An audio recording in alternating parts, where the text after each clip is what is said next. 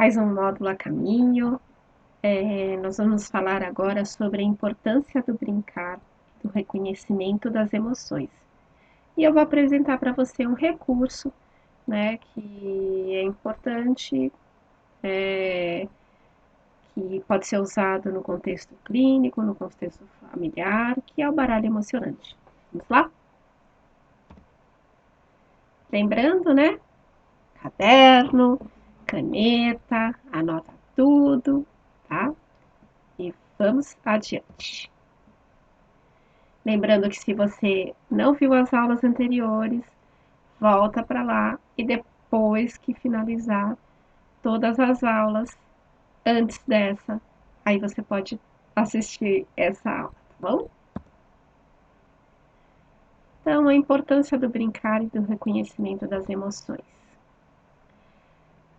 A criança, ela aprende através da brincadeira.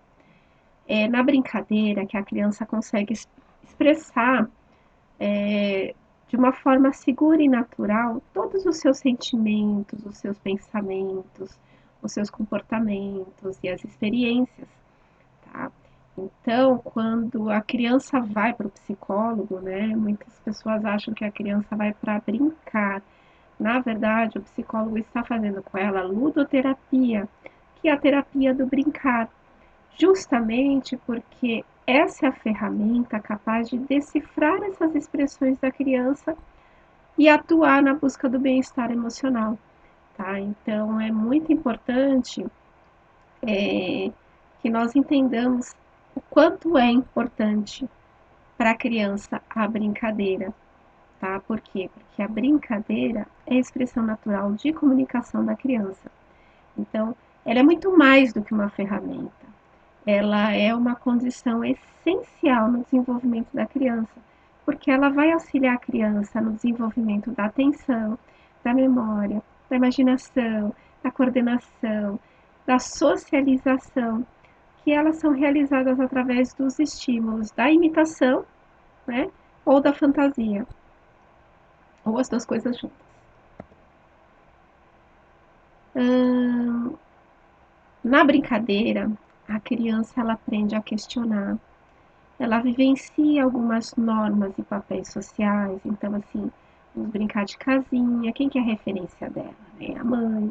Vamos brincar de escola, a referência dela é a professora, né? Então, isso vai fazendo com que ela aguce mais a curiosidade dela, vai trabalhar a autoconfiança, a autonomia dela e também vai auxiliar no desenvolvimento da linguagem, do pensamento e também da compreensão das regras e dos limites, né? Qual é o jogo que não tem uma regra?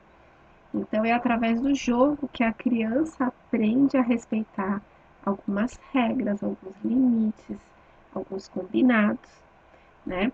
Porque é muito importante que você saiba que os jogos e as brincadeiras ajudam a criança a liberar a tensão, a lidar com a frustração, com a insegurança e também ensina ela a aprender a lidar com a agressividade, com o medo, com a confusão, né? Só que a criança, ela não sabe que ela está sentindo isso, né? Na verdade, esses sentimentos existem, mas ela não sabe nomear, não sabe dizer o que é.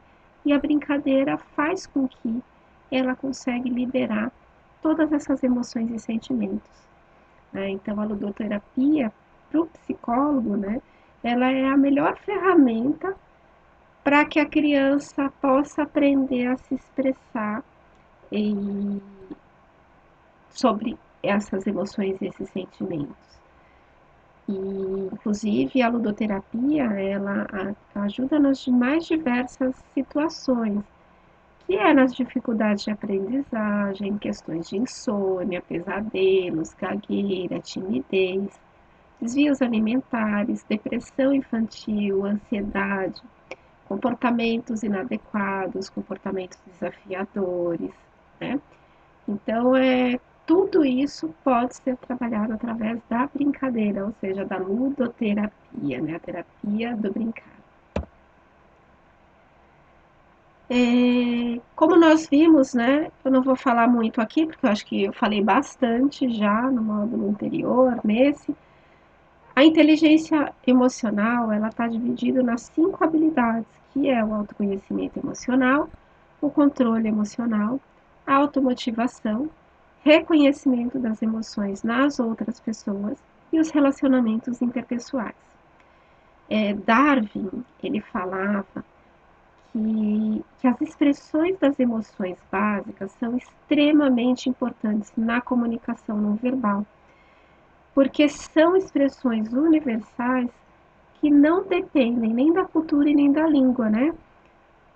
É uma expressão de raiva.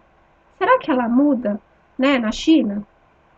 Uma expressão de alegria, né? Pode diminuir a intensidade, né? Porque cada país tem uma cultura mais expansiva. Mas então, assim, olha como é importante a expressão das emoções, né? Essa comunicação não verbal, ela é reconhecida em qualquer cultura e qualquer língua. A cientista Sarah McKay, ela fala que as emoções, elas ocorrem no palco teatral do corpo, né? Ou seja, a gente manifesta algumas sensações no corpo e os sentimentos ocorrem no palco da mente. Vygotsky, né? Vygotsky fala muito sobre desenvolvimento. Ele fala muito que a criança aprende a brincar. Ela parece que é algo tão, tão que a gente considera tão bobo, tão simples, né? Que é só para distrair, para gastar energia. Só que na verdade, né? Os estudiosos entenderam que a brincadeira, ela é extremamente importante para o desenvolvimento cognitivo, emocional, social e psicológico. Então, essa geração, se nós formos analisar, elas estão cada vez brincando menos e cada vez mais em telas. Isso vai ter uma defasagem, sim. Nós temos muitos transtornos de déficit de atenção, hiperatividade, que de certa forma alguns estudos já associam a essa nova geração, um aumento desses transtornos, justamente porque as crianças estão num ritmo diferente de brincadeira e de gostos para brincar. Os brinquedos hoje, eles fazem tudo por você. Então, dificilmente a gente procura dar outra função para o brinquedo, porque ele já vem completo.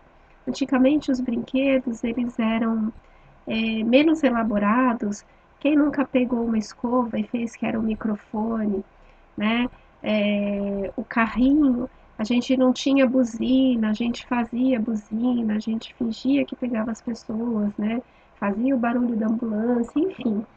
Nós tínhamos a possibilidade, né, de exercer mais a nossa imaginação e aquele brinquedo ele tinha inúmeras funções. Hoje nós temos diversos brinquedos que têm apenas uma única função, né? Então, o próprio Daniel Goleman, né, que é o pai da inteligência emocional, ele fala o quanto é importante o controle e a capacidade de identificar os nossos próprios sentimentos e também o sentimento dos outros. O quanto é importante nos motivar e aprender a gerir melhor as nossas emoções dentro de nós e também nos nossos relacionamentos, né? Então, essa habilidade, ela, segundo o Goleman, né, é a maior responsável pelo nosso sucesso ou pelo nosso fracasso individual. Aquilo que nós já conversamos, né? Por quê? Porque a genética hoje ela não é capaz de definir nossa capacidade de vitória, né? E o nosso temperamento também não determina a nossa personalidade. Por quê? Porque o nosso cérebro, ele é extremamente maleável e podem ser trabalhados, né? O que foi o tema das aulas anteriores? Como treinar a inteligência emocional e como treinar as habilidades socioemocionais. Por quê? Porque o temperamento de cada um não é a única fonte para determinar o nosso destino. Nós podemos sim acrescentar habilidades no nosso currículo pessoal através do treino. E aí eu queria apresentar para vocês, né? Tendo em vista toda essa necessidade de reconhecer as emoções, de identificar, de pensar nisso, como psicóloga clínica, eu tinha uma dificuldade muito grande dos materiais que nós fazíamos a ludoterapia. Então eu fui criando, elaborando um baralho, e ele foi tema, inclusive, do meu TCC, da pós-graduação em terapia familiar e de casal na PUC. Então tá aqui, né, o tema, o meu TCC foi baralho emocionante, uma adequação do baralho dos sentimentos como instrumentos de ampliação das conversações e laços familiares, tá? E por que eu estou apresentando, né? Porque o baralho emocionante, ele foi um instrumento extremamente útil no estímulo das conversações, no reconhecimento das emoções e das externalizações de sentimentos, né? Em todas as, em todas as pessoas que eu apliquei, né? Foi muito interessante ver os resultados, né? Porque assim, ela é o tipo de instrumento que atinge todos os públicos. Ele serve para criança, ele serve para adolescente, ele serve para família, ele serve para escola, ele serve para terapia, porque ele é um jogo. E como vocês viram, como é importante o jogo, o brincar, o estar com a família, o jogo, ele cria laços com a família. Então, esse TCC ele foi pautado no quarto axioma de Watzlawick, né, que é a importância do reconhecimento da linguagem analógica. O que é a linguagem analógica? É a comunicação não verbal. O Darwin não falou que a nossa comunicação não verbal, né, a nossa expressão, ela não é universal? Então, a linguagem analógica é exatamente isso, é a nossa expressão, é os nossos movimentos, é o nosso tom de voz, é a nossa mímica, é como nós interpretamos a emoção, né, por meio do rosto e como que nós é, verbalizamos esses sentimentos. E aí, quando eu criei o baralho emocionante, eu tinha um problema, né? Eu queria saber se ele realmente poderia ajudar a estimular as conversas. E as crianças, principalmente os adolescentes que são mais calados, né? Falar sobre sentimentos dentro da terapia familiar, né? Tendo em vista que todas as idades.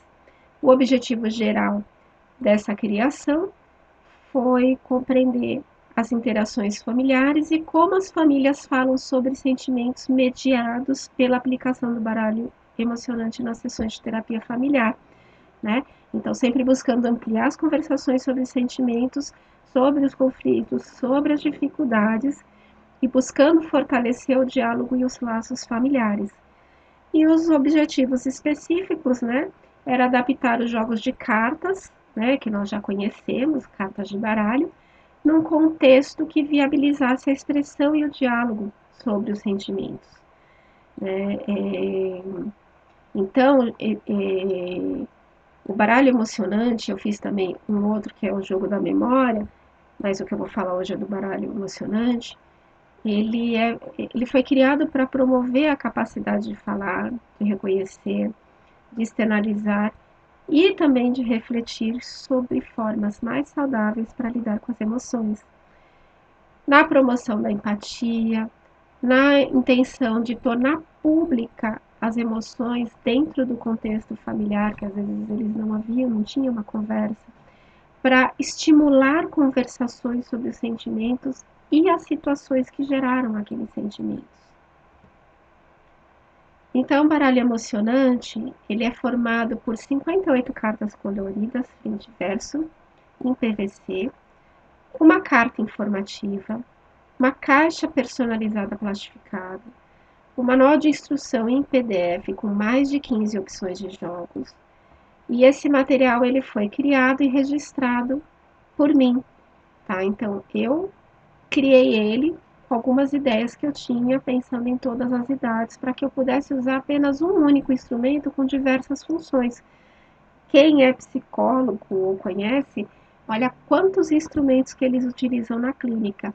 Nesse jogo, eu consigo ter várias opções de jogos sem cansar, né, o meu cliente, falar, de novo isso aqui, porque ele tem inúmeras formas de jogar, né?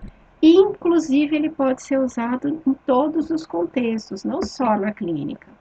Ele também é utilizado na família, na escola e também, né, por psicólogos e terapeutas. Então, esse é o baralho emocionante, né? Ele tá aqui do meu lado. Então, aqui tem o que eu falei aí um pouquinho, né, de como ele foi criado. Então, é um jogo que eu acho bastante útil para mim. Utilizo até em terapia online, eu utilizo com a minha família, com os meus sobrinhos que às vezes vêm aqui, é bem bacana. E aí, para vocês entenderem, né, esse processo entre criar, aplicar, colher os resultados até a apresentação do TCC foram 3 anos de aplicação, né? Então, essa aplicação foi realizada em terapias individuais, terapia familiar e terapia de casal.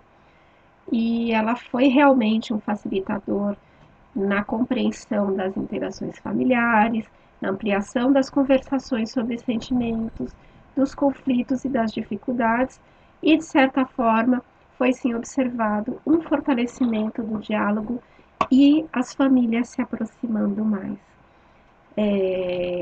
Então acho que aqui não vem o caso, né? Porque como foi um TCC, a questão é que assim, era famílias de classe média alta, com filhos a partir de 5 anos até 12 anos, e casais com demandas de conflitos e dificuldades de relacionamento, desculpa, ou comportamento.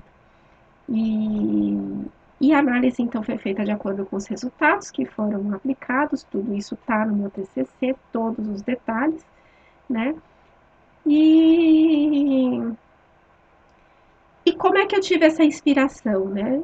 Eu sempre fiz muito trabalho psicoeducativo em escola, né? Como vocês sabem, eu tive escola por 10 anos, desde a adolescência eu trabalhava com crianças, com famílias, era professorinha desde a adolescência, vocês já viram minha história.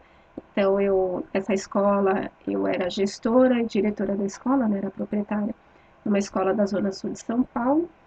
E também tinha uma situação, né, que fez eu criar o baralho. A minha família, ela tinha um hábito de virar à noite e jogar o baralho. Então, assim, os adultos ficavam jogando baralho até de madrugada e eu e meus primos ficávamos brincando, às vezes ficávamos jogando jogos mais de criança, que é memória, rouba-monte, né? E a gente, claro, a gente não aguentava o ritmo dos adultos, porque eles realmente viravam à noite, e era aquela coisa gostosa, a família toda reunida, todo mundo brincando. Então eu tenho uma ligação muito grande com o baralho. Por isso que veio essa ideia, né? Então tem a ver aí com a minha herança cultural familiar. E é isso que eu falei, né? Esse baralho, apesar dele ter sido elaborado para ser aplicado em sessão, ele também serve como uma forma de brincadeira, tanto na escola quanto dentro da família.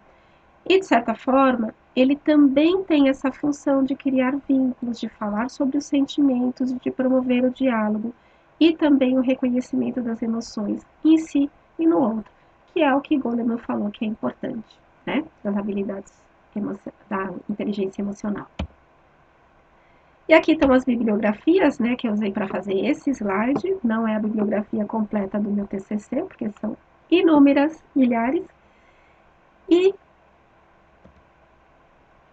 esse jogo, ele está disponível para venda, se alguém tiver interesse de conhecer, né, e adquirir, eu vou deixar o link de dele ou me chama no WhatsApp que eu posso estar enviando. Ainda tem algumas unidades para venda, né?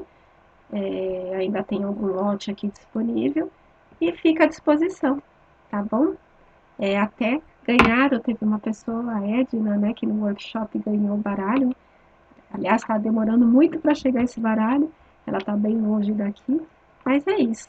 Eu acho que é importante a gente pensar que nós temos, às vezes, várias formas de conversar com os nossos filhos que não seja sentando, olhando e falar, e aí, como é que você tá? Às vezes eles se incomodam, né? Por que não fazer isso em formato de brincadeira? E obrigada, né? No próximo nós vamos falar sobre a disciplina positiva e o mau comportamento. Até!